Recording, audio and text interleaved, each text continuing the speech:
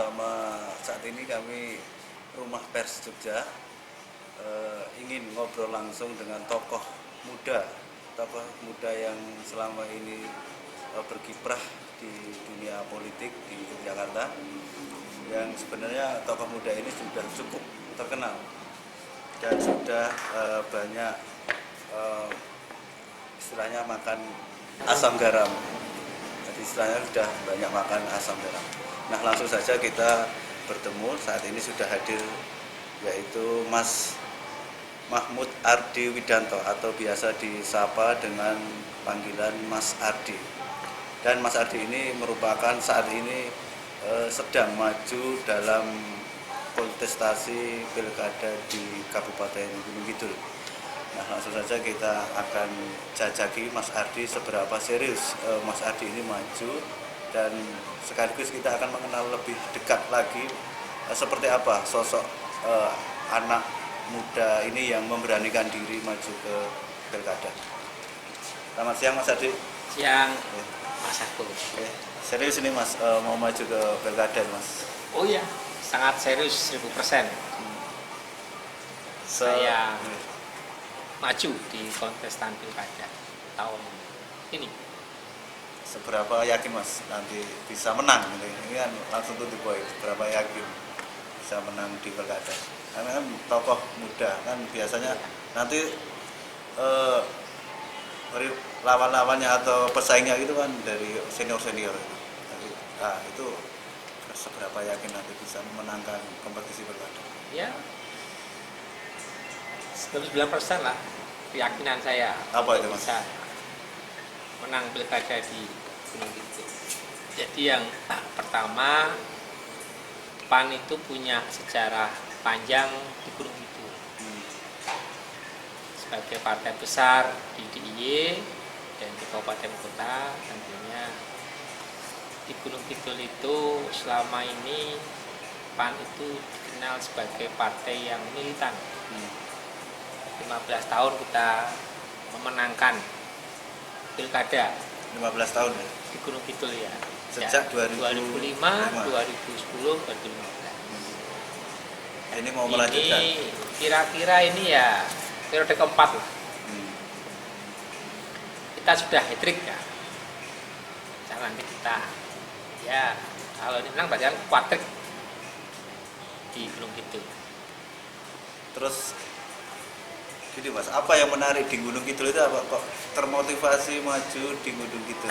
Sedangkan Mas Ardi ini Bantul ya Mas? Ya. Apa kok motivasinya malah ke Gunung Kidul? Iya. Jadi Gunung Kidul itu rumah kedua ya. Rumah kedua. Kebetulan saya lahir di Jogja, tapi keluarga saya itu banyak di Gunung Kidul. Saya putra Madusari, kebetulan leluhur saya dari Simbabuyut, Simba itu dan ibu itu memang asli Gunung Kidul. Kan saya ini politisi, saya ke depan, saya ditugaskan oleh partai itu pertama kali saya kiprah itu di Jogja. Jadi ketua PO PAN Kota sejak saya kuliah. Sejak kecil ya sudah suka berorganisasi. Terus saya ditugaskan oleh partai menjadi anggota dewan, pimpinan dewan di Kabupaten Bantul. Hari ini saya ditugaskan oleh partai untuk pengabdian di Gunung Kidul. Jadi sudah cukup jam terbangnya sudah cukup punya modal lah. Ya, dibilang pengalaman sudah berpengalaman lah. Saya sudah pernah memiliki jabatan strategis di PAN, sebagai ketua partai, terus pernah menjabat sebagai pimpinan dewan, anggota dewan di Kabupaten Bantul. Terus maju ini nanti Mas kalau jadi Gunung Kidul itu mau diapakan?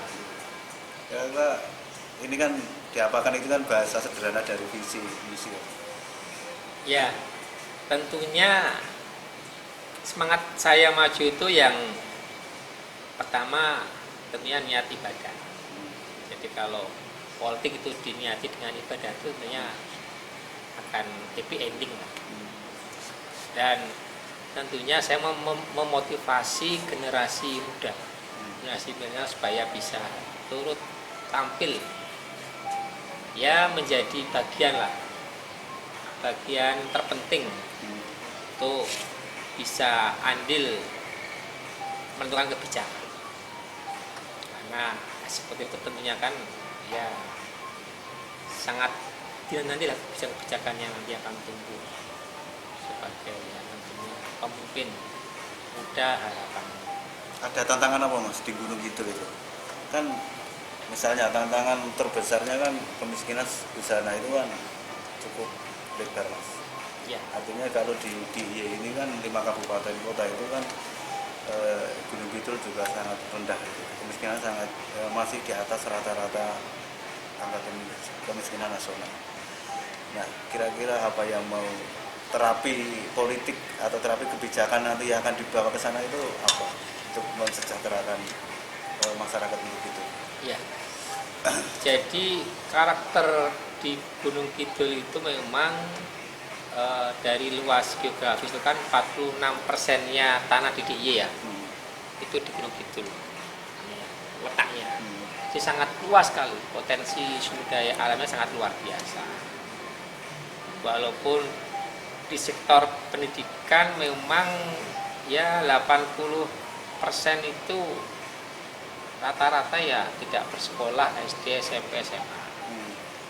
Jadi hanya 10% lah yang menempuh pendidikan S1. Jadi tentunya sumber daya manusianya di bidang pendidikan itu ya masih di bawah standar. Tapi kemampuan, semangatnya, motivasinya itu masyarakat itu sangat ya kerja keras. Banyak tenaga kerja dari Gunung Kidul itu ya mumpuni di semua bidang, multi talenta. Ya tentunya saya maju di Gunung Kidul sebagai Wakil Bupati, insya Allah berpasangan dengan Pak Prof. Sutrisno Wibowo. Itu ya tentunya ya semangat kita itu yang pertama akan menurunkan angka kemiskinan. Dan tentunya juga akan menciptakan peluang pekerjaan. Caranya Mas, menurunkan angka kemiskinan caranya bagaimana? Caranya ya kita akan membuat suatu kebijakan. Ya tentunya kan masalah kemiskinan itu kan bisa turun kalau kita membuka peluang kebijakan. Di Gunung Kidul kan seluas-luasnya. Kita dengan Pak Prof. Sutrisno itu berkomitmen itu akan membuat suatu kawasan ekonomi khusus di daerah selatan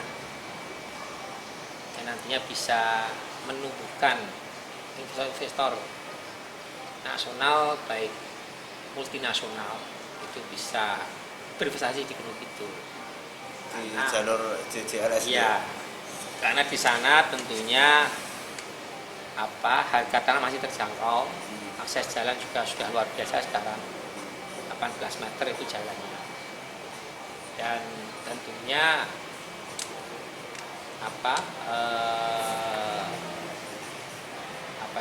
pegawai mumpuni lah di Gunung Kidul kan banyak, dan saya yakin mampu. Termasuk tadi disebutkan Mas Adi nyebut kalau masyarakat Gunung Kidul itu dari sisi tingkat pendidikan masih relatif Mas, menengah ke bawah gitu ya. Seperti itu ya. Ada program nggak? Apalagi Pak Sutrisno ini basic akademisnya sangat kuat, seorang profesor. Ada program misalnya dalam 5 tahun ke depan harus bebas wajib 12 tahun wajib belajar 12 tahun. Ada seperti itu enggak? Reng-rengan seperti itu ada? Ya tentunya itu program nasional ya. Itu sudah kewajiban suatu daerah untuk mencerdaskan mencerdaskan masyarakatnya, minimal pendidikan sampai jenjang SMA ya. SMA SMK. Dan hari ini Pak Profesor Sutrisno Wibowo itu ya sudah cukup berpengalaman dan sudah berinvestasi di Gunung Kidul. Beliau belum menjadi bupati itu sudah mewujudkan cita-cita masyarakat Gunung Kidul untuk apa ya tentunya diberi kesempatan lah bisa melanjutkan ke jenjang universitas. Dan beliau sudah mendirikan kampus di daerah Semanu Pacarjo, UNJ Gunung Kidul itu dengan ya luas lahan itu 5 hektar dengan satu bangunan gedung ya kira-kira nilainya ya mungkin hampir lah 30 miliar itu. Dan itu sudah nantinya beroperasional di bulan September. Itu persembahan Ya. masyarakat Gunung Kidul ya, supaya bisa melanjutkan pendidikan minimal kuliah. Dan itu nanti di daerah Semanu Pacarjo nanti tentunya akan cita-cita Pak Profesor tersebut jika nanti beri amanah masyarakat. Jadi pemimpin di Gunung Kidul itu akan mewujudkan menjadi kota satelit. Kota pendidikan, satelit. ya. Nanti di situ setelah UNJ akan ada UPN dan kampus-kampus yang Pengembangannya ke sana. pusat pendidikan kota satelit. Kota satelit pendidikan Ya. maksudnya. Insya Allah. Sektor wisata juga lagi mau digenjot terus, kembangan terus karena kan yang booming dari Gunung Kidul itu kan salah satunya dari wisata. Iya. Gunung Kidul tentunya banyak potensi wisata baru yang bisa digali. Di sana masih banyak pantai-pantai di daerah Sabto Sari itu masih ada potensi 13 pantai baru yang saat ini belum diekspor. Satu kesempatan itu. Iya. Banyak pantai baru. 13 Mas. 13. Belum Potensi Iya, belum digarap itu. belum diekspor ya. Mas Ardi ini kan ya dari kalangan muda masih terbilang dari kaum milenial. Seberapa yakin nanti anak-anak muda lah itu nanti kesedot mendukung Mas Ardi? Yakin nggak itu nanti anak-anak muda mendukung Mas Ardi? Karena populasi anak muda juga berapa persen Mas? 30-an% itu. 30 sekian persen di Gunung Kidul. Oh, iya. Ya saya yakin tampilnya generasi muda, generasi milenial itu ya tentunya ada harapan-harapan yang nantinya akan dititipkan kepada saya saat saya bisa memimpin di Gunung Kidul. Tentunya hari ini di sektor pemuda dan olahraga memang Gunung Kidul itu gudangnya atlet. Gudangnya atlet, tapi memang peran Pemda hari ini belum maksimal. Satu, sarana prasarana itu masih terbatas, minimalis. Terus bonus atlet juga sangat minimalis. Honor pelatih juga sangat minimalis. Jadi anggaran pemuda dan olahraga sangat minimalis, bahkan anggaran bonus juga sangat minimalis. Padahal potensi atlet itu luar biasa. Banyak atlet-atlet Gunung Kidul itu yang hari ini berpindah. Dia pindah ke kota, pindah ke Gunung Kidul, pindah ke Wonogiri, ke Klaten. Itu karena ya Pemda Gunung Kidul kurang perhatian. Tentunya ya harapan para generasi muda ya dengan adanya pemimpin muda ya, milenial dan mungkin satu-satunya di Gunung Kidul nanti dari sekian pasangan calon. Ya mungkin ada harapan. Apatis enggak lah mas, anak-anak muda itu dengan politik apatis enggak? Kan banyak yang setelah cuek, nggak urusan lah dengan politik ya, gitu. Sikap individualisnya juga, apalagi sekarang. Ya cuek kalau dia tidak terakomodasi ya. Tapi dengan hari ini ada pemimpin muda yang berani tampil, berani beri contoh, dia ya akan apa ya, harapan mereka menjadi pilihan alternatif lah. Kan yang tahu anak muda sebenarnya kan ya anak muda. Yang ada pemimpin muda tentunya ya dia akan tahu apa yang menjadi keinginan anak muda di itu. Saya yakin lah, saya selalu optimis karena saya setiap kali saya menekuni suatu bidang, saya selalu optimis. Memilih dengan ini juga termasuk pilihan Mas Ardi dengan Pak Prof ini. Oh iya, saya kalau tidak berpasangan dengan profesor, saya ya tentunya masih pikir-pikir untuk tampil gitu. Ini udah yakin mas, partai yang mendukung ini udah istilahnya udah kita sudah final, resmi ya. Didukung 4 partai. SK dari PAN sudah turun sejak tanggal bulan April, terus dari PKS juga tanggal pertengahan Juni, dari Demokrat pertanggal akhir Juni, dari Gerindra sudah turun rekomendasi pasangan calon di awal bulan Juni. Ya, jadi sekarang tinggal nunggu SK resmi dari Gerindra. Tapi secara rekomendasi sudah turun. Mau tambah partai lagi atau udah cukup? Ya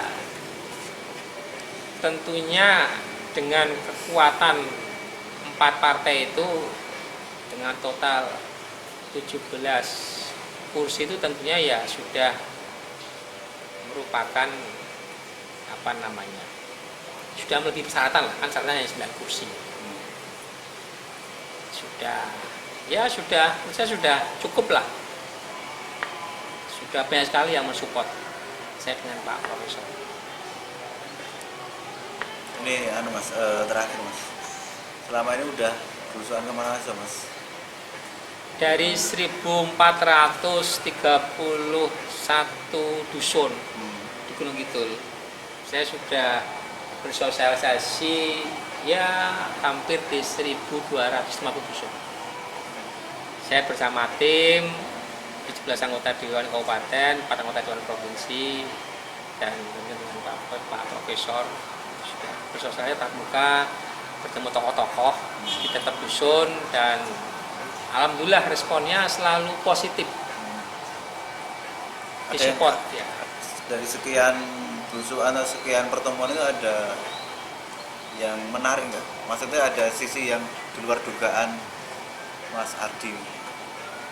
Ya tentunya di saat kita bersosialisasi, temu dengan tokoh masyarakat, ya banyak harapan-harapan yang dia sampaikan kepada kita nanti saat dia nanti memimpin. Dan tentunya responnya luar biasa. Kali ini banyak relawan yang siap memenangkan pasangan Profesor Sutrisno. Dan alhamdulillah kita lakukan survei di bulan Juni akhir, hasil survei di awal Juli itu ya mengejutkan hasilnya. Berapa mas? Ya secara umum jika pilkada dilakukan di bulan Juli ini kita menang. Dan tentunya hasil survei itu kita yakini, dan tentunya hari ini kita akan ya terus mempertahankan, terus bergerak, dan tentunya tidak putus kita terus bersilaturahmi, bertemu dengan tokoh masyarakat di tiap dusun ya sampai Desember nanti. kemarin klaim udah didukung Bu Bupati Badingan, bener nggak itu? Bu Badingan itu kader PAN. Hmm. Dia 15 tahun bersama PAN. Dia menjadi wakil, menjadi bupati karena PAN. Saya yakin dengan 15 tahun PAN itu mengantarkan beliau menjadi eksekutif sampai jabatan tertinggi di bupati 10 tahun. Saya yakin beliau tetap akan mendukung calon yang didukung oleh PAN. Sudah ada komunikasi? Komunikasi teman-teman PAN sudah. Bahkan Pak Profesor juga sudah soal di Bupati juga tanggapannya positif. Termasuk hibah tanah 5 hektar itu kan juga dari pemerintah daerah Bupati. Tanah 5 hektar Untuk UNY. Oh iya ya. Itu kan sinyal juga lah kira-kira kalau pemerintah daerah menghibahkan pada UMY 5 hektar. Berarti Itu kan sinyal ya. simbol Simbolis. simbol dukungan itu ya Mas. Ya bisa diartikan seperti itu. Masih bersama Rumah Pers Jogja. Oke Mas Ardi, kita lanjutkan. Saya ingin menarik ke belakang. Mas Ardi ini muda tapi sudah berkecimpung politik. Jadi mungkin sejak Mas Ardi sendiri nanti biar cerita. Sejak usia berapa atau dalam perjalanan itu pernah menemui hal-hal yang unik atau hal-hal yang menjengkelkan bahkan. Nah, coba kita dengarkanlah kisahnya Mas Ardi. Ya. Jadi saya itu sejak SD ya memang sudah suka berorganisasi. Saya aktif di PAN sejak kuliah, saya di FISPOL UGM. Dan tentunya saya mengawali karir awal di PAN itu saya menjadi ketua BM PAN Kota Jogja. Waktu itu di zaman periodenya wali kotanya itu masih kuliah. Itu Pak Heru Sudianto yang terakhir. Heru Sudianto dengan Pak Haryadi waktu itu. Terus saya diajak teman-teman di Gunung Kidul, di Bantul waktu itu, untuk berlaga maju sebagai ketua DPD PAN di Bantul. Saya yang buta Bantul, gitu, kira-kira seperti itu. Tapi saya dicalonkan oleh teman-teman. Ketua DPD PAN. Ya. Umur berapa itu Mas? Ya kira-kira 10 tahun yang lalu lah. Saya jabat ketua DPD PAN Bantul sekitar 10 tahun ini, 2 periode. 2010 ya? 2010. Dan terus setelah saya terpilih sebagai ketua DPD PAN Bantul, terus saya diberi kesempatan maju. Tentunya saya maju itu ya saya sebagai ketua DPD ya mencari dapil yang kira-kira itu tidak ada incumbent-nya lah. Maju DPRD ya, Bantul ya Mas? Iya. Situ saya maju di dapil 4 itu mewakili Kecamatan Kretek, Memangliguro, Pundong, Jetis. 2014. Ya, saya terpilih di situ, terus menjadi pimpinan kita. Tentunya Saat itu PAN nomor 2 ya? Suara terbesar PAN kedua. nomor 3. Orang Ya. Dan dari pengalaman saya menjadi anggota dewan di Bantul itu yang berharga itu di saat saya memperjuangkan aspirasi masyarakat pedagang kecil ya. Yang pertama tentunya ya toko modern itu di Kabupaten Bantul itu populasinya itu sangat terbatas. Zonasinya di open, tidak terbuka. Karena banyak toko kelontong di Bantul itu yang saat ini ya harus selalu dikembangkan. Bahkan saya bersama fraksi PAN itu satu-satunya partai yang saat itu menolak kebijakan aturan soal berdirinya mal di Kabupaten Bantul. Perda. Ya. Saat pembahasan perda ya tentunya kita menolak. Jadi intinya di aturan itu mal tidak bisa berdiri lah di Bantul. PAN menolak berarti. PAN menolak. Sendirian Mas? Ada. Kita sebagai inisiator. Tapi tentunya ya karena dorongan masyarakat akhirnya banyak partai yang mendukung. Intinya kepentingan itu, kebijakan itu goal di dalam pembahasan perda sampai pengesahan peraturan daerah. Ada lagi regulasi yang lain Mas selain Ya membatalkan tentunya banyak, tapi itu yang paling berkesan. paling berkesan? Karena hadirnya mal di Gunung Kidul tentunya menurut saya belum tepat. Di Bantul. Di Bantul. Karena masyarakat di Bantul kan ya masih secara ekonomi lah itu masih masih belum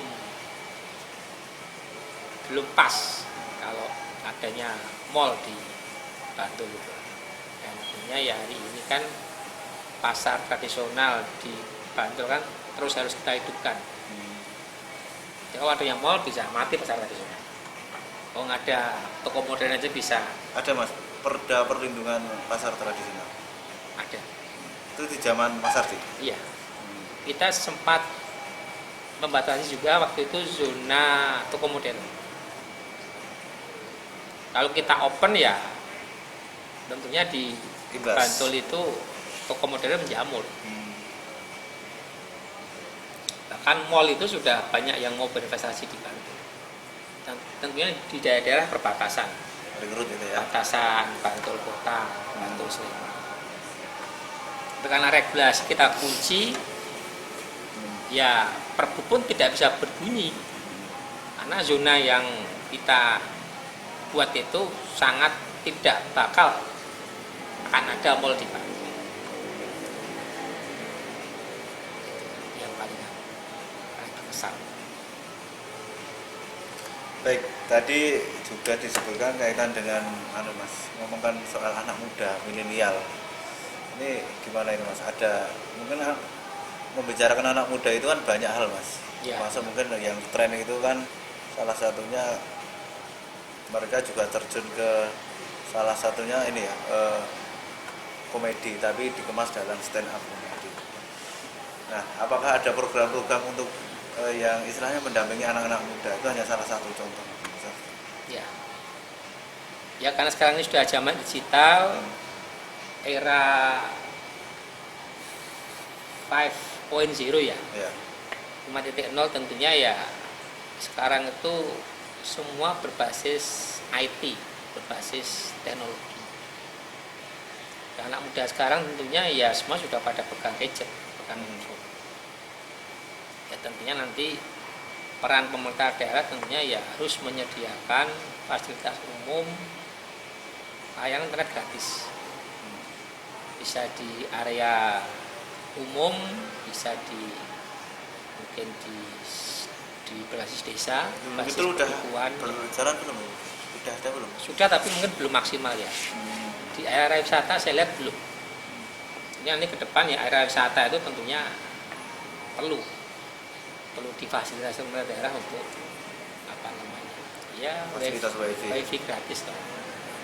Kerjasama dengan provider yang bisa memberikan layanan perangkat untuk ya hari ini supaya anak-anak muda bisa bereksperimen, berekspresi sesuka minat masing-masing. Dan tentunya ya perlu kan saya ciptakan startup baru di Gunung Kidul supaya ya tidak ketinggalan dengan ibu kota. Karena Gunung Kidul bidang seni Saya yakin nanti seni-seni di Gunung Kidul itu ya bisa mengekspresikan diri melalui virtual lah kan gitu. Dan ya kita fasilitasi supaya di Gunung Kidul ada youtuber baru lah, jangan kalah dengan daerah lainnya. YouTuber baru. Ya karena hari ini kan semua berbasis IT ya, sekarang ya penghasilan kan tidak harus bekerja di luar rumah, di rumah pun bisa. Dan sama ya, tentunya saya juga karena Gunung Kidul juga gudang atlet, saya juga nanti komitmen akan memfasilitasi ya pendirian fasilitas untuk sarana olahraga lah, mungkin membuat gor-gor di tiap-tiap kecamatan supaya ya anak muda bisa Setiap kecamatan berekspresi. akan dibangun gor. Akan kita gor. Ya. Jadi nanti ada gor lapangan voli, gor basket. Jadi ya. Selama Ya. ini memang tidak tertampung ya Mas. Ya Mereka- selama ini ya masih anu lah, masih konvensional di sana. Konvensional. Ya. Lapangan tempat-tempat. Lapangan tidak memadai, lapangan tidak standar. Tapi ya atletnya menurut saya anu sangat mumpuni lah. Terima kasih atas bincang-bincang santai ya, tapi ini Ya. sebenarnya walaupun santai tapi materi yang kita bahas adalah sesuatu yang besar karena ini hubungannya dengan kebijakan dan sebagainya, calon pemimpin dan sebagainya. Nah, terima kasih Mas Ardi. Kami minta closing dari Mas Ardi untuk menyampaikan hal-hal yang perlu disampaikan. Monggo. Ya, tagline kita di Gunung Kidul itu dengan Pak Sutrisno, Prof. Sutrisno itu ya kadung tresno, itu kecintaan terhadap Gunung Kidul. Kadung tresno, Sutrisno Terlanjur cinta. terlanjur cinta dengan Gunung Kidul. Dan kita juga mempunyai tagline besar di Gunung Kidul itu harapan baru Gunung Kidul maju. Terima kasih telah bersama Rumah Pers Jogja. Demikian tadi demikian tadi obrolan ringan, obrolan santai dengan tokoh muda di Yogyakarta, Mas Ardi. Lengkapnya Mas Mahmud Ardi Widanto yang saat ini sedang berjuang maju dalam kontestasi pilkada di Gunung Kidul. Terima kasih dari saya Rumah Pers Jogja. Assalamualaikum. Selamat siang. Ini ya.